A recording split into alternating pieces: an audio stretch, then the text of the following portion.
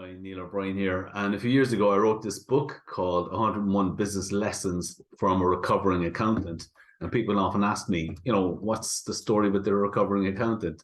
And it's actually the first story in the book, so I'm going to tell you about that. So I went to college, kind of trained as a cost and management accountant. So I was working for different businesses, doing their accounts and doing their costings and so on. And after a few years of doing that, the excitement was getting a bit too much for me. So I was thinking maybe I'm not cut out to be an accountant. The one thing about the job I loved was doing the profitability. And I was working for this electronics company and they had 36 customers. So I said, I want to work out the profitability of these customers. And I have a graph here I'll share with you.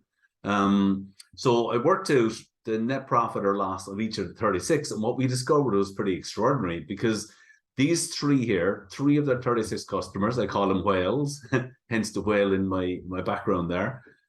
Three of them were giving them 91% of their net profit.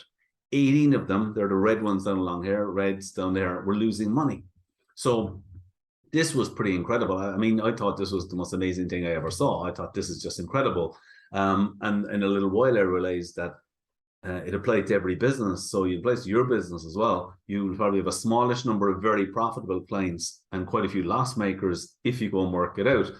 So my days as an accountant were numbered at that stage, and I went on and started my own consulting business, and I've done a lot of work in 80/20. But where the recovering accountant comes from is that doing consulting and working out 80/20 means I use my spreadsheet and calculator quite a lot still. So there's no getting away from accounting. So that's where the recovering accountant came from. Okay, thanks for listening.